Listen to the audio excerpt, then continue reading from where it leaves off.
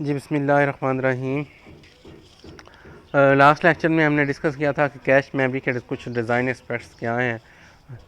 तो आज हम मेन मेमोरी से रिलेटेड कुछ पैरामीटर्स देखेंगे कि उसमें क्या जो हैं वो एस्पेक्ट्स हैं, क्या लिमिटेशंस है, क्या डिज़ाइंस के अंदर आती हैं चीज़ें, क्या क्या चीज़ें हम एड्रेस करते हैं उसके अंदर।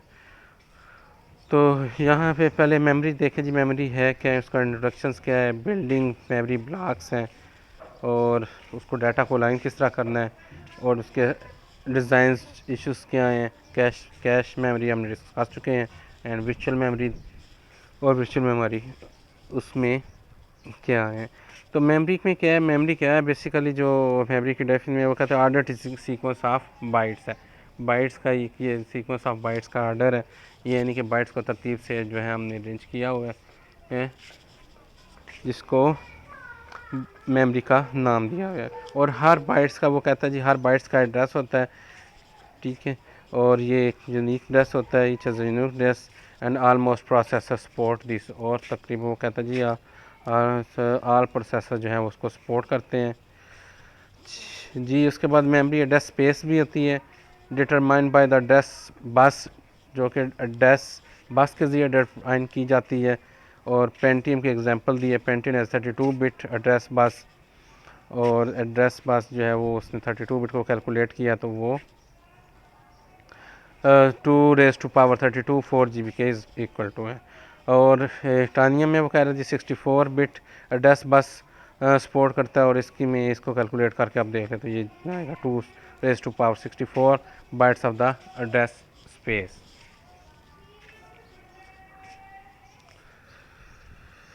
ये उसने बताया जी किस तरह अरेंज की होती है। वो कहता है ना जी arrangement of the sequence of the bytes है।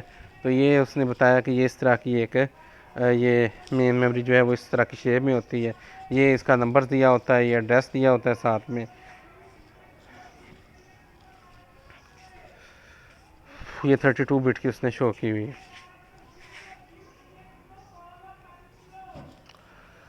अब देखें जी मेमोरी में रीड साइकिल क्या होता है।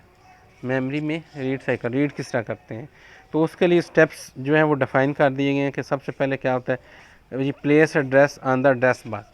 तो फर्स्ट जब कोई हमने रीड करनी है मेमोरी, तो हमने उससे पहले क्या करना है कि एड्रेस बस के ऊपर जो है वो एड्रेस प्लेस करना है, और फिर assert memory read control signal, और फिर कंट्रोल सिग्नल जो है वो मेमोरी जो है वो कंट्रोल सिग्नल करेगी, रीड करेगी। और उसके बाद जो है वेट फॉर थर्ड स्टेप में wait for the memory to retrieve the data. तो फिर जब वो कंफर्म करेगी मेमोरी जो है वो कंट्रोल सिग्नल्स में, तो उसके बाद फिर डाटा जो है वो रिट्रीव होगा यानी कि गेट होगा। और इसके अलावा अगर वो कहता है कि इंट्रोड्यूस द वेट स्टेट, अगर जो बिजी है स्लो मेमोरी है तो फिर थोड़ा सा वेट भी उसको करना पड़ सकता है। और जो डाटा उसके बाद फिर रीड होगा, रीड द डाटा बस from the read the data from the data बस। तो वो जो डाटा बस से वो रीड हो जाएगा, तो उसको फिर आपने जहाँ भी drop the memory read signal, उसके बाद जो है वो रीड करने के बाद जो मेमोरी रीड सिग्नल है वो ड्रॉप हो जाएगा, यानी कि हमारी जो है वो कंप्लीट हो जाएगी, रीड साइकिल जो है कंप्लीट हो जाएगा। अब वो ये जो पेंटियम के अंदर वो कहता है a simple read take 3 clock cycle, 3 clock cycle के अंदर जो है वो ये कंप्लीट हो जाएगा। वो फर्स्ट क्लॉक साइकिल में वो कहता है जी पहला और दूसरा जो स्टेप है, फर्स्ट एंड सेकंड स्टेप जो है वो एग्जीक्यूट होगा। और सेकंड क्लॉक में वो कहता है जी स्टेप 3, यानी उसको अगर डाटा रिट्रीव करने के लिए कोई वेट करना पड़ता है तो वो। एंड द थर्ड क्लॉक में वो कहता है जी थर्ड स्टेप में स्टेप 4, क्लॉक 3 में स्टेप 4 एंड 5 जो है ऊपर जो मेंशन किए हैं, जो डिस्कस किए हैं, वो एग्जीक्यूट करता है। इस तरह ये रीड साइकिल हमारा कंप्लीट होता है। और इसी तरह एक राइट साइकिल है। तो राइट साइकिल में भी क्या होता है जी, राइट साइकिल में वो कहता है यार्ड साइकिल में भी 4, 4 और 5 स्टेप्स दिए हुए हैं। तो ये देखते हैं क्या आता है। सबसे फर्स्ट जो स्टेप है वो कहता है जी place address on the address बस। सबसे पहले हमने क्या करना है, एड्रेस जो है वो एड्रेस बस पे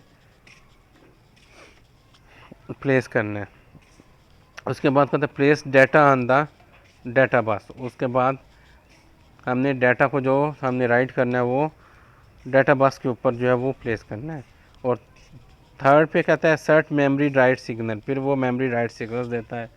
ठीक है, जब सिग्नल मिल जाता है तो अगर तो वो वही वही वेटिंग स्टेट आ जाती है कि अगर तो फ्री है तो एग्जीक्यूट हो जाएगा, और अगर नहीं है तो थोड़ा सा वेट करना पड़ेगा डाटा रिसीव करने के लिए। और देन फिर क्या, drop the memory write signal, और फिर जो है वो सिग्नल जो है वो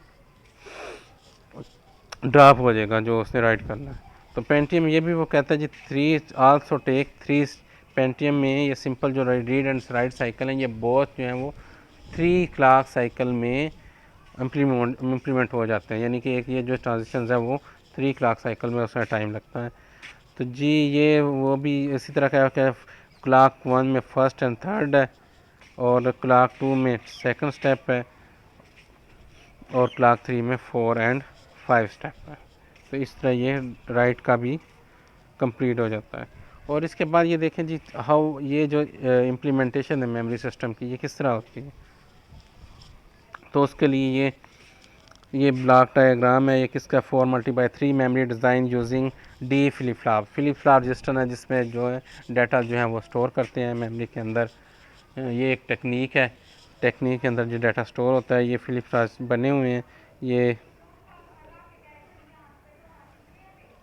ये उसका कोई ये डिज़ाइन जो है वो इस तरह होता है। इसमें देखें कि आपको ये नज़र आ रहे हैं फ्लिप फ्लॉप रजिस्टर्स हैं, डिकोडर्स हैं, मार्क्स है, और ये चिप्स लगी हुई हैं। ये इसकी ये 4 रोज़ हैं और 3 इसमें कॉलम है, इसलिए ये कहलाती है जी 4×3 मेमोरी डिज़ाइन। ये किस तरह का होता है, रीड एंड राइट सिग्नल है, चिपसेट है इसमें, ये आप देख लीजिएगा इस तरह होता है। ये इसको एज इट जो है वो आप रट्टा लगाने की ज़रूरत नहीं है, आप देख लीजिए कि ये एक डिज़ाइन जो है वो इस तरह का आता है। इसको आगे फर्दर सिंप्लीफाई किया है तो 4 ब्लॉक डायग्राम रिप्रेजेंट 4, ये वही चीज़ जो पीछे है वो उसको उसका ब्लॉक डायग्राम इस तरह रिप्रेजेंट होता है। इसमें बताया जी जैसे ये A0 और A1 ये डेस्क हैं, WR रीड एंड और RD रीड एंड राइट के लिए ये यूज़ होती हैं, और CS जो है चिपसेट्स हैं, चिप सेलेक्ट हैं, 4x3 मेमोरी है, और D ये जो है वो डायरेक्ट डाटा लाइंस हैं, बाई डायरेक्शनल्स हैं। बाई डायरेक्शनल्स मीन ट्रांस भी होती है, रिसीव भी होती है, ट्रांसमिट भी होता है और रिसीव भी होता है। ये इसका ब्लॉक डायग्राम है। ये अब उसके बताया कि किस तरह जो मेमोरी है मॉड्यूल्स है वो बिल्डिंग लार्ज मेमोरीज किस तरह बिल्ड होती हैं। तो यहाँ पे देखें चिप 1 है, चिप 2 है, चिप 3 है एंड 4 है। तो ये एक 2×16 मेमोरी मॉड्यूल है, ये इस तरह का उसका डिज़ाइन है।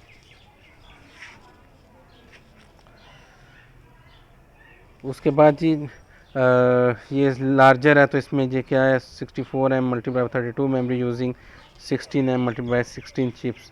तो इसमें इस तरह वो बनाया हुआ है, ये आप देख लीजिएगा कि इस तरह का ये डिज़ाइन होता है। इसी तरह अब ये डिज़ाइन जो है ये डिज़ाइन को अलाइन भी करना है हमने, तो ये अलाइनमेंट के लिए ये एड्रेसेस जो हैं वो डिफ़ाइन किए जाते हैं। ये देखें आप 0 1 2 3 ऊपर जा रहा है ये वर्टिकली, फिर आगे 4 5 6 7 8, तो इस तरह 8 से 11 12 से 15 एंड सो ऑन इस तरह कंटिन्यू रहता है। ये डाटा जो है वो लाइंस आप शो हो रही हैं डाटा बस के ऊपर।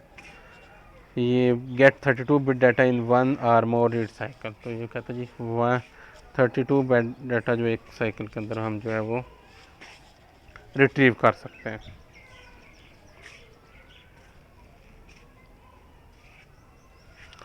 अलाइनमेंट में वो चीज़ें डिस्कस कर रहा है, 2 बाइट है, इवन एड्रेस है जिसमें से 2 बाइट डाटा इवन एड्रेसेस हैं, और राइट मोस्ट एड्रेसेस में बिट में वो कहता है बिट में वो कहता है जी should be zero, right most address bit वो कहता है जी should be zero 2 byte data के अंदर, यानी कि इवन एड्रेस के अंदर।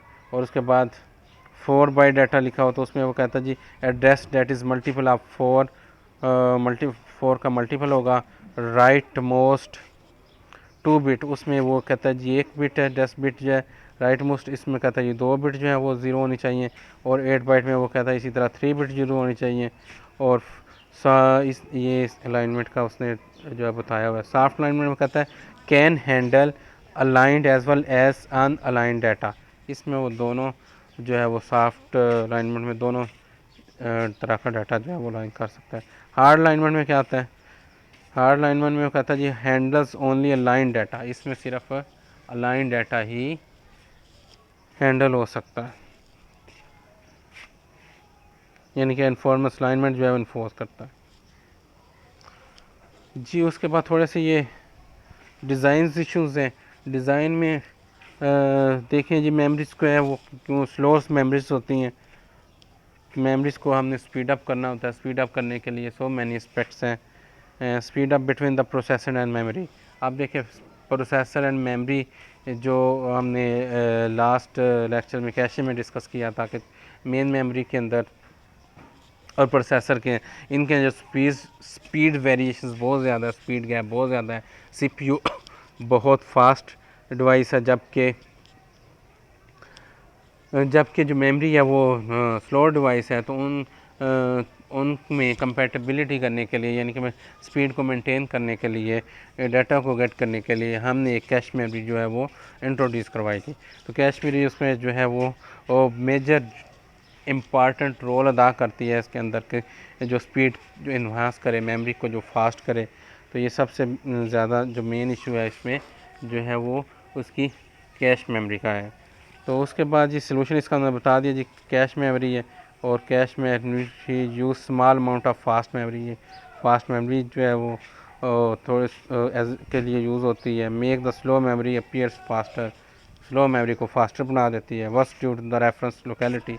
ज़ाहिर रेफरेंस लोकेलिटी के लिए ये ये काम करते हैं, यानी इसको भी एड्रेस जो है वो इसके भी एड्रेस जो है डिफ़ाइन किए जाते हैं।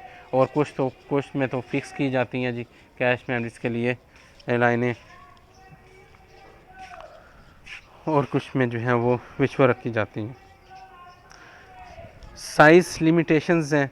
ज़ाहिर है साइज़ जो है वो बड़ा इम्पॉर्टेंट रोल है कि limited amount of physical memory उसका साइज़ कितना होना चाहिए, ये भी डिज़ाइन एस्पेक्ट्स में है।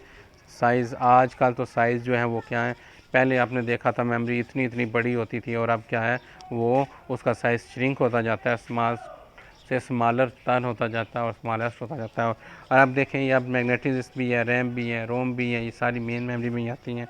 और ये देखें अब आपकी नई नई टेक्नोलॉजीज़ आ रही हैं, DDR3 है, और इसमें भी आगे जो इसमें सॉलिड स्टेट मेमोरीज जो यूज़ हो रही हैं, और उसमें वो डिस्क का भी कॉन्सेप्ट ख़त्म हो रहा है। उसमें सॉलिड स्टेट डिवाइसेस के ज़रिए मेमोरी को स्टोर किया जाता है। वो सारे यही हैं जो ये गेट्स वगैरह और मेमोरी चिप्स और ट्रांजिस्टर से जो बिल्डअप होती हैं वो सॉलिड स्टेट्स मेमोरी कहलाती हैं।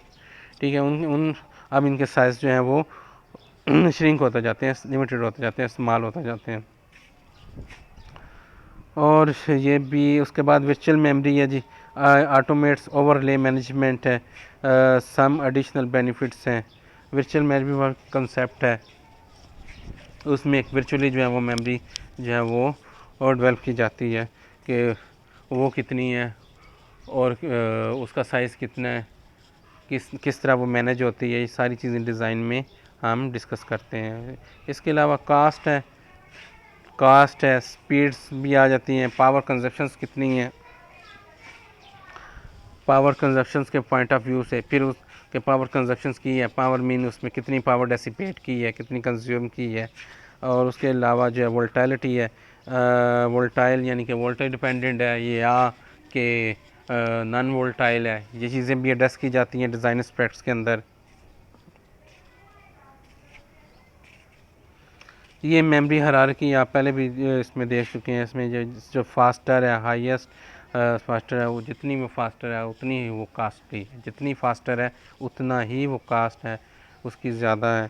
अब जिसमें सीपीयू के अंदर ये आप देखें कि सीपीयू के अंदर रजिस्टर्स हैं और कैश मेमोरीज भी हैं, और ये जो हाईएस्ट इसका जो रिस्पॉन्स टाइम जो है वो भी फास्टेस्ट है, एक्सेस टाइम जो है वो उतना ही जो है वो मिनिमम है। और ये उतनी यानी कि फ़ास्ट एक्सेस हो जाती है कैश में। फिर इसके बाद मेन मेमोरी है, मेन मेमोरी जो है वो ये सीपीयू और कैश मेमोरी से लेस जो है फास्ट है। इसी तरह ये डिस्क है, डिस्क कैश या डिस्क की है और डिस्क की ये जैसे जैसे जैसे हायरार्की है ये डाउनवर्ड जड़ती जाती है, तो ऐसे ऐसे इसकी जो है वो कास्ट जो है वो कम होती जाती है और जो स्पीड है उतनी ही कम होती है। इसमें सीपीयू जो है, सीपीयू की तरफ अगर हम टवर्ड्स सीपीयू मूव करें तो सीपीयू के अंदर जो मेमोरी है वो कास्टली भी है और उसका साइज़ भी है वो कम है। तो इस तरह भी ये हायरार्की जो आप वहाँ पर देख सकते हैं। जी कुछ ये चीज़ें मेन मेमोरी के मतलब थी, ये अगर कोई इशू हो तो आप डिस्कस कर सकते हैं। ओके जी, थैंक यू।